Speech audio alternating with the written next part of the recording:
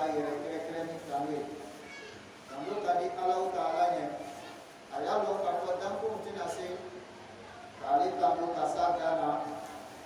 a yɛrɛ kari k'a yɛrɛ kanu o y'a dɔn k'a fɔ an bɛ min kɛ an b'an seko kɛ nka an tɛna se k'a lawasa i n'a fɔ Alahu Taala b'a ɲini cogo min an b'o masaba kanu an bɛ dɛmɛ ɲini Alahu Taala fɛ ka tila ka jurujanfa deli Ala fɛ an bɛ tanga ɲini fana ni ka bɔ an n'u tɔɔrɔya ma ani an ka baara jugu kelen-kelen bɛɛ lajɛlen an denw o de b'an bila la kojugu bɛɛ lajɛlen na o de b'an bila juguman na ni ye adamaden jugu ye inna nafsa la ammaratu bisu ni adamaden bila la juguman de la o de kosɔn f'i ni kɛlɛ de o de kama Alahu Taala y'i kanto ma a ko an tɛ don arijinɛ kɔnɔ fo an y'an ni kɛlɛ فأما من خاف مقام ربه ونهى النفس عن الهوى فإن الجنة هي المأوى على كل فاين من كلامه مؤمن سلام نينا كان نينو منا كان نين كربا أكو أركنه ولول سيروي لكن نيتو أيربولو أبي داوا جانا ما كفور لكم أنا كلا كابو ما الله مكرا ونين فلاني ولا بفين أجانه ale fana bɛ fɛn na bonya ɲɛ la a y'a dɔn k'a fɔ masaba n'a ka mɔgɔ min fili kanaba t'o la n'a ka min fana kana i tɛna filiba sɔrɔ la o tigilamɔgɔ la o masaba in ale de ka kan n'a ka kiriya ye o nɔ tɛ masa min na masa min b'a waso n'a ka alaya ye k'a ka kiriya yira jɔnw la danfɛn n'i welela kiriya la o ye dɔgɔyama de ye danfɛnw ma nka o ye bonya de ye Alahu Taala ma danfɛnw fɛ n'a fɔra i ma ko cɛ bana o ye dɔgɔyama de ye anw fɛ k'a y'a sɔrɔ de ni muso y'i bolo o de ye bonya ye fɛ i b'a kɛ fila ni den y'i bolo fana ni o fana ye bonya de ye anw fɛ o b'a kɛ o la sa i la jama bara wara ni baden y'i la o b'a kɛ waso fana ni adamadenw fɛ nka Alahu Taala fɛ o ye dɔgɔyama de ye ka taa Alahu Taala ma nka o ye bonya ye ka na anw ma k'anw ka jama ka ca ne den ka ca musow bɛ n bolo muso caman bɛ n fɛ o ye bonya ye anw fɛ mɛ dɔgɔyama de ye ka taa Alahu Taala ma Ala de ka kan n'a ka kiriya ye o de kama Alahu Taala a ko a ka jɔnw ma ko ka furu kɛ furu min filɛ nin ye nɛɛma belebeleba de ye nɛɛma min Alahu Taala k'a lawasa a ka jɔnw ye k'a kɛ hɛrɛ belebeleba ye a ka jɔnw ye ka kelenba Muhammad sallallahu alaihi wa sallam ka o ci ka na a ka jɔnw ma o fana ni nana ka na danfɛnw lasu furu fana ma ka yira denmisɛnw la ko ni min sera furu ma k'o ye furu kɛ bɛɛ lajɛlen b'a yira la n'a de ko kira sallallahu alaihi wa sallam a ka lasuli kɛ ka taa furu ma a fana banna kɔ tuguni ka muso ta ka taa se muso tan ani kelen jate ma kira fatula ka muso kɔnɔntɔn k'o to a kɔrɔ o la sa a sabatira k'a fɔ kira sallallahu alaihi wa sallam jamakulu dɔ a ye k'i lajɛ mɔgɔ saba a ye nana ko kira bɛ ɲamina so kɔnɔ k'olu bɛna na ko boli haliya ma ɲininka o don a ye nana don an b'a Aisha kan a ye an b'a Aisha ma ɲininka ko kira so kɔnɔ jogo k'a y'a fɛ ko k'o do dɔn k'a o do fɔ i ɲɛna a ɲami ma du kɔnɔ an b'a Aisha ko a ma a ko kira bɛ bato kɛ su fɛ ko f'a sen bɛ fɔlɔ kira bɛ du kɔnɔ ɲami ma a b'a musow minɛ ɲami ma k'o kibaruyaw lakali a ye a b'a musow baara ɲɔgɔnya cogoya min na a k'o kibaruyaw lakali a ye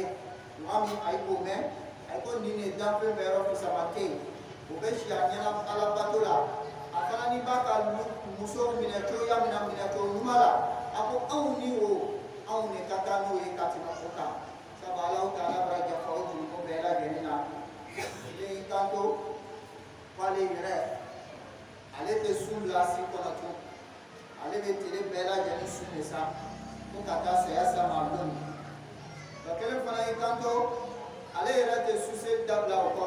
ale bɛ si de sa ka su seli ale yɛrɛ tɛ foyi yɔrɔ o kɔ ale bɛ a ta bɛɛ kɛ Ala bato ye sa to kelema fana ko kale yere te furu ke ko oni ka mebe min hakela kiyama ika doleta fana le mafuru ke ko no kala ko hake ko tale ma kiyama dina kale bina ta bela jeni ke ala batula lakila na sallallahu alaihi wasallam amma shahid na kale kane ako da mo nunu nana aika ni fo ila paima akale kila abe sundo afana be sunke abe suseli ke afana be suno fana ke afana ma ka deba ya fana hake dama afale fana ke ko musu ya le ko aka fuke ako ni mo min ke godo ka bonga sunama ko tene dui ila kan ko sallallahu alaihi wasallam ayra kunne ma ro bi bari era ro bi bari sarale kato ikamnike ulu basawa nabi mau Allah Ta'ala ka uluci danfo nga katla fana ni kayira kwa bela jani furuke parce que mukoso baraji mi kaka ka soro furuke la bolo o te soro fa ya soro le fiye dota ni ma furuke baraji mi kaka ka dima ito soro la donc kama ikaka ka here mi soro kono itana o soro la ka diana tia kono ole kama na maka la sunike kaka uma o ko fe Allah Ta'ala ayat ke silamaya kono nemaro bel baduri ole kama Allah Ta'ala ka la bariani ke adin dahidira ako dongma ako branda idi bele mine tawma wa akhazna minkum misaqan ghalisa ala ko kamra daydi bele mine alu dafuka laydi bele juma langa ko laydi bele min fala ko le furusiri le furusiri laydi mo che kaba furusiri laydi muso che kaba laydi de branta ibolo laydi min tani bolo ikaka ki lo ko lo yorola ikaka ko laydi dafa kaka ki lo yorola ulasa furunoma flaka benoya furunoma flaka ben ani fana ni ka benke ben be se ka dume ayni no che choyadi ben mi na nyo tekela dia kono wele furu ka benye wele sa famiyalila abe wajibiya bela jeni ka se ka famiya anya no ka fo sirili min be furu noma flani noche kani noya mi kaka ka do furu noma flani noche de noya mi kaka ka do furu noma flani noche ute sorola de noya shikono wole kama ale kala kani noya fe no bele bai ale kala kani noya fe no ko tani kani fosite ni be se ka laje ina fo ko no yani fosite soro ni be se ka laje ina fo ko no ina fo furu ka be choya minati mane be furu no mawo aika sabatili ke aika furu la Allah Ta'ala akamilu la daha aini noche naika baraka wala no kala dembe do aika lu kono dembe do ka furu kono wala koso anyakan wati dola antu yedofo adoula no ye hake minu ni chow kaka kilo ko hatawla mukoso sana furu be baraka sab dang be do nanka lu kono hata minu be anya gira ka ko hata ro be ba do yimi wele na fakati be kala be yoro mangambe fafa wele muso ga na fakati ko wi mi mo mi sela ko hata wu dafa alhamdulillah macam ubi noya ngado masih kadafa komunya lu bishaya ora bele ka do fay muni anga odo fo wolo ka ko chele kata kindo wona fakatu kulula kuma Allah Ta'ala ko fo to yamna leyon fe ko do saati min saati sebe milu ya ko liye na fakatu bo kada ka sewda ako fanani waman qadara alayhi rizqa ni bale yakala mu'min fananado fali yumsiku mimma ataahu Allah ala ka min bi fama ifana isego ke la yukallifu Allahu nafsa illa ma ataaha ala te mojabu ala kula fa ka min dima ngani ka se ka Allah Ta'ala ka hata kɔfɛ ala ko a bɛna na ni nɔgɔya ye donc o la n b'a dɔn k'a fɔ an delila ka kuma olu kan o la an bɛna kuma min kan bi o de ye sakana ye o de ye siyɔrɔ o fana ni cɛ de kan wajibi la o de ye muso ka siyɔrɔ ka kan ni lawasa ye furumuso ala siyɔrɔ o ka kan ni lawasali ye a bɛ wajibiya cɛ kan a ye siyɔrɔ ɲini muso ka kan ka sutura yɔrɔ min na a ka kan fana ni ka lebu man kan ka ye yɔrɔ minnu la a fana ni ɲakisɛw man kan ka ye yɔrɔ minnu la a fana bɛ se k'a la yɛlɛmani kɛ kuru minnu kɔnɔ o ɲinini fɛ i y'o ɲini k'a bila o kɔnɔ a fana bɛ se k'a ka kow kɛ yɔrɔ minnu la o ɲinini fɛ i y'a bila o yɔrɔ la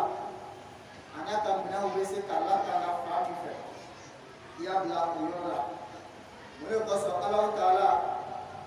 a ka musow ka siyɔrɔ ko a ko wajibiya cɛw kan Alahu Taala ko waskinuhunna min haysu sakantum min wujdikum a ko cɛw ma aw sigi ni yɔrɔ min k'a musow ye kɛ o yɔrɔ de la o de Alahu Taala ko a ye musow lasigi yɔrɔ la min wujdikum aw ka min sɔrɔ aw yɛrɛ bɛ yɔrɔ min na k'a jija furumusow kɛ o yɔrɔ kelenw de la a ma sɔrɔ Alahu Taala y'o fɔla mun de kosɔn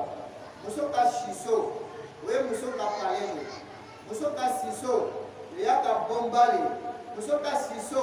o y'a la telenba yɔrɔ de muso ka siso o y'a si yɔrɔ de donc o de kosɔn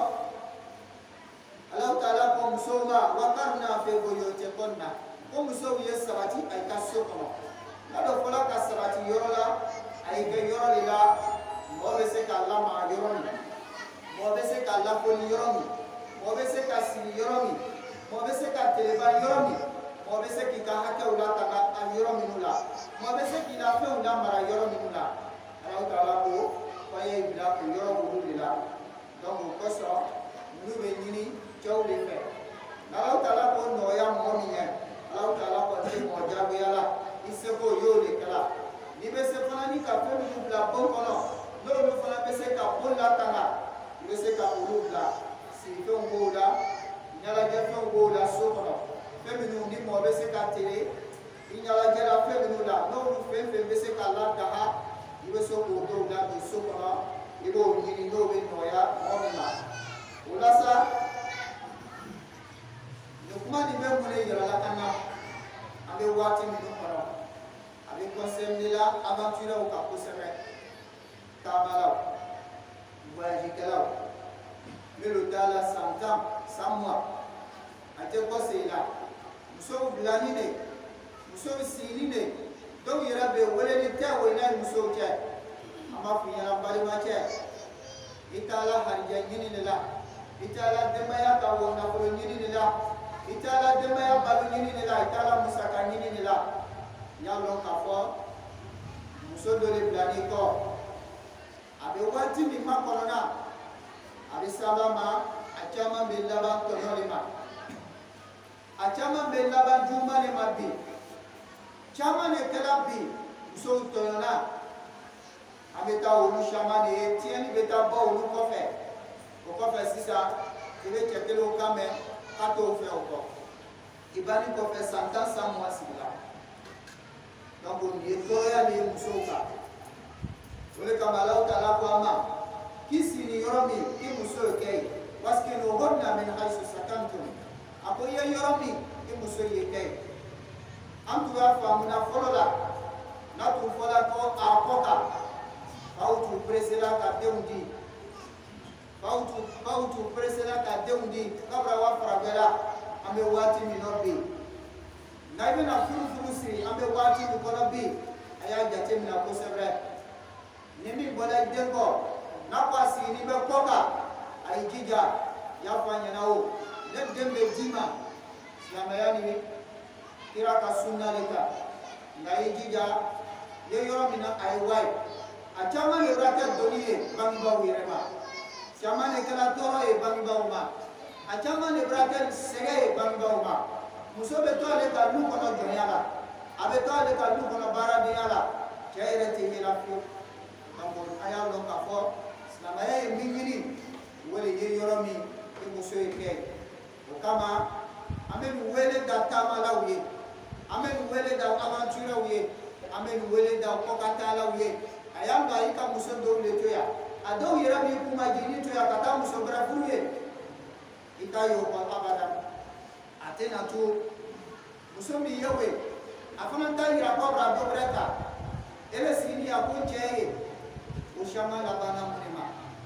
abina la ba fusa ma ko re do la ka ile wole pamli la bla o jeje le kalabi kama Allah taala be fefe fo anya langa here ni bara wala Allah taala ko si yoro yefani fe ijija ayke idafe ijija ayke o yoro la wole kai wole kapsa sutra mina wole boye katla fani na fola ki abla yoro la kala tanga haka do le fola ki o fona la tanga Allah taala ka mune funyala ama fo kabara fo ko muso e ken dafe o ko le te o ko fona te ki ato de ala ko ma ko tuni wa ashiruhunna bil ma'ruf aku ya de no ya ko ma fana ya de no ya ni here ya de no ya plasra ko mala aya ya bani ya ke bani ya ko mala aya ya si ke si ko mala ala ka dini afe aqulu ma tasma'un wastaghfiru wa lakum wa lisa'il muslimina min kulli dhanb alhamdulillah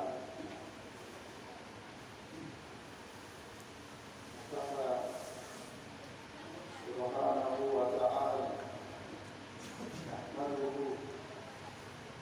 wa nasta'inuhu thumma nusalli ala nabiyyina Muhammadin sallallahu alaihi wasallam al-tahim man istata'a minkum al-ba'a waliyatazawwaj sambil Allah Ta'ala kando asani la asani ka adama dia ni pada yang punya manifuri Allah Ta'ala ka adama dia punya ni keshamai Allah kari karena bani Adam Allah ka adama dia punya ni afuru ke au ka adama dia sisi amau di bagauma bagauta mika misra oboni bakutaro tembutaro ala adama dia aketi ala ka adama dia bunya ka ni bagau bonoma kurule kela uro ke bai na tudara ke adama dia me babe na ko baga me babe chomi adama dia shia tumena nyami ambo ko ututelo atutelo ye taksalakali atutelo ye kabla jumai bela jadi kumena nyami no kurle nana kana adama dia kana ambo kan kabla ukufo kan surya ujira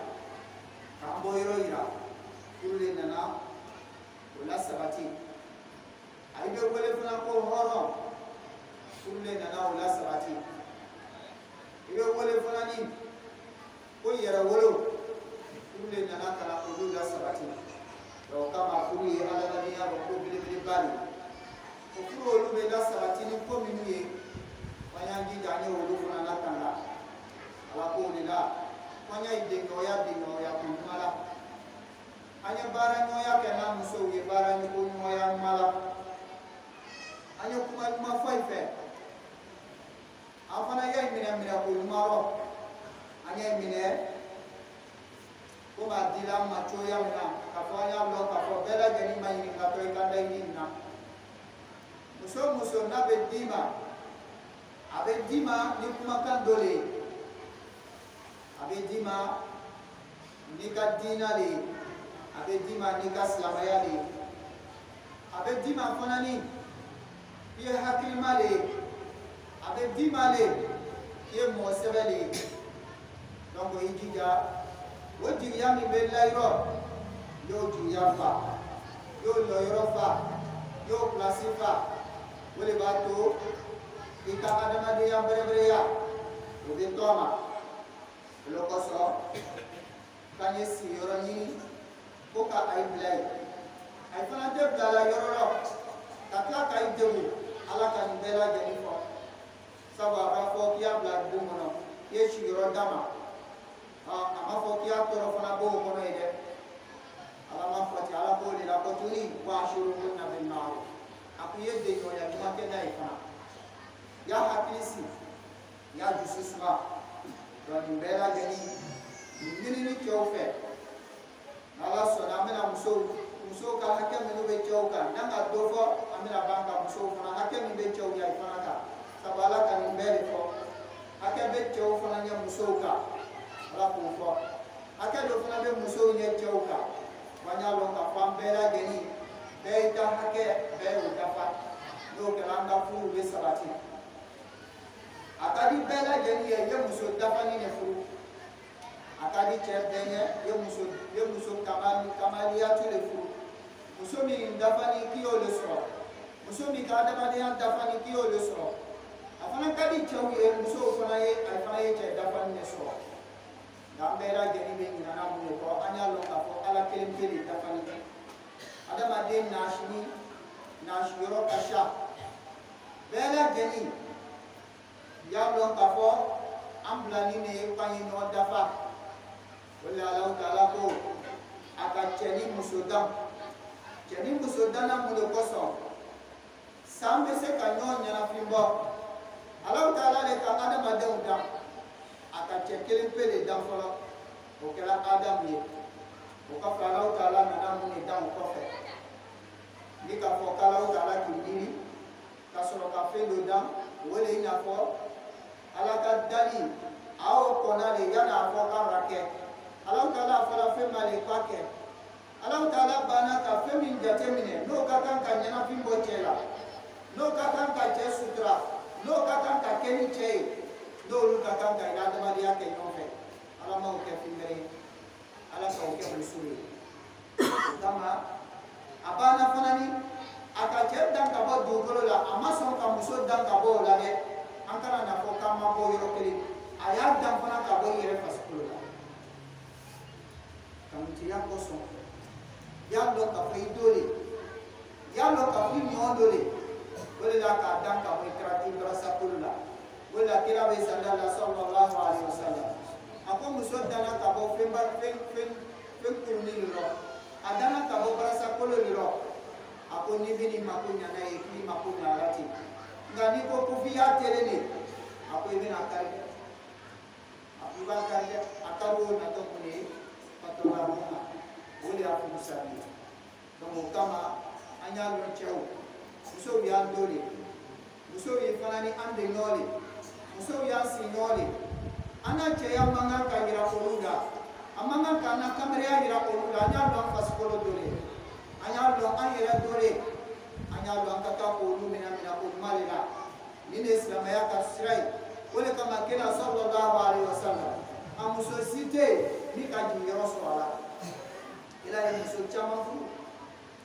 anta kele flasa nani na kuma kasha kateme jamana kuma ka akuma kasha kateme du kuma ka akuma kasha kateme sinja kuma ka muso fla chekele muso kele ayla kuma ka bo kateme jamana kuma mune wola silama parce que mukoso mo sima ka hakelo chemata lo muso mata lo ana naka nota donc au coffre sisa cheba imposer muso ba imposer parce que mukama mingi ni le fait ima se ko latala mingi ni don ka ma se ko latala bela ni ba ka ni sisa do ke la wole na to ni kele shama mai donc wala sa nu ye kuma wule bela jani kaka ka hakini so ko mi no fe anya don ka fo ni fe flami no lu dila nyoma anya yira ka fo muso minu be Allah taala ka fe min do ay ni nyoche amado de no ya shiro amado fe fo ni nyoche ini fadiala nyanya ma abini ka kidi cheduma ini badiala nyanya ma abini ka kidi cheduma tango koro dile ila diona te wole bolo ila ko yo wole bolo to ino kaka ka kedi kaka ka beni ila diona te bisika na awulu chu yamna wole ko so Allah taala ko chaw anu le kaka ki jo ni muso ka pe ayo fo aya brefana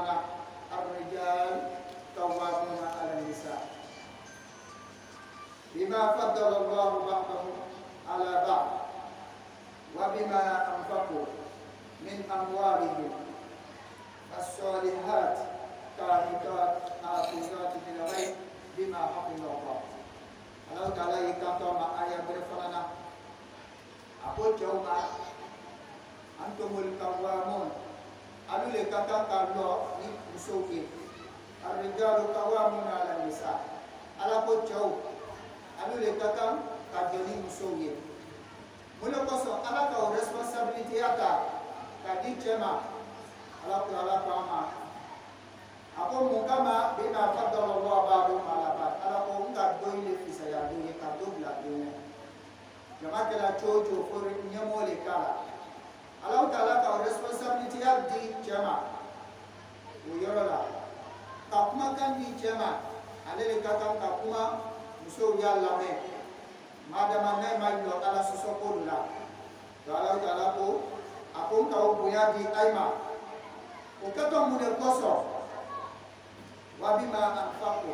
anaibe nafaqatu minuke min amwali abaikan nafulo la ala ko ka responsibility ya mu daima olu le koso mais ni bone ka responsibility ya ko do atakan kamine nyag mama si grele wisa o kuma grele kalau Ta'ala ka hakemi ka faida ele masse ko la ka haketa iki kumbo hakeko donc la sisa ala ko fasalihat ako musulmo كانت مسلمين مجنين حافظات للغيب بما حفظ الله مسلمين بسكرانك فينا أراك من سكرا دم الله تعالى يكندو مسلمين مؤمنين مسا كاي سكرانك سوالا كالون جاوني مسوكا فلو كشاما بينا نبدأ على كل مسلما كاي سباري ni jonti sabari kokoro ya no kafo sara belbele le diti ma ko fe ala ma fale ni moshi de yo yala ko sabarba ala ko inna Allah ma sabirin ala ko ni sabarba le teni abe ni fo ambari ma muso fananya kuma no kunte kafo ko chew to fola akune chew ka akem nay ko dafa muso fananya no kafo ay fana kana sira bere ni aya mo ka fa hakka bele ba lu fana ngay chawka Allah Ta'ala sona o hakka ni ambe kuma na wole kan ga wati nata nala sona sona wati do nala ka ansi se uluma muso fana hakka be chawne alu fana ka nala sona mena fana gira awda Allah Ta'ala paima ko ay sabari aya lo ka fo mo bi sela ki sabari wole baraji kabo wole fanani Allah Ta'ala kadi Allah Ta'ala fanani wole bende no yala au sabari ko no yama ala mo kira ame toria no sura ka wuri ka banga ala mo kira aslabau bari ka banga duau ni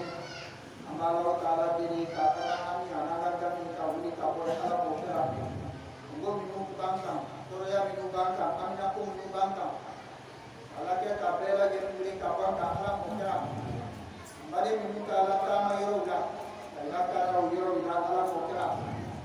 bari minde ni jamaro bai la ka jamaro to kene ala mukra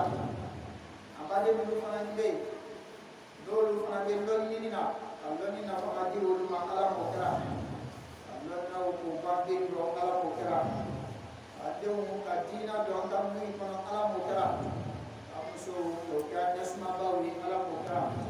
amuso kan susuma bawi ala mukra ande ke hakli sibiro wi ala mukra ni afrana muso ka kafu kasabati ala mukra bendo akalu ala mukra ala Ta'ala ke ka kere banga yoro ula ala mukra kitna lawli ka pagalu ala mukra besema gama ala mukra ya ko min banta asi daula wili ka banta ala mukra kitna mi no ga namuna Allah Ta'ala ke ka wili ka boy ala mukra professeur Mau abe do ke ko ba minabi no ye jamana ka situation aya long ka fo ami Ta'ala election ma Allah Ta'ala diri anga hera be masa min bolo ko dama ala ko kra masa min bese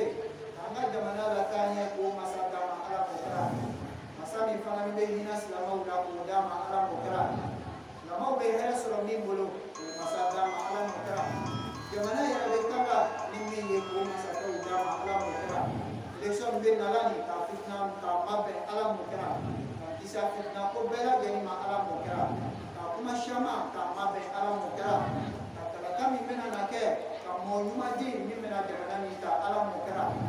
amara ta ala deni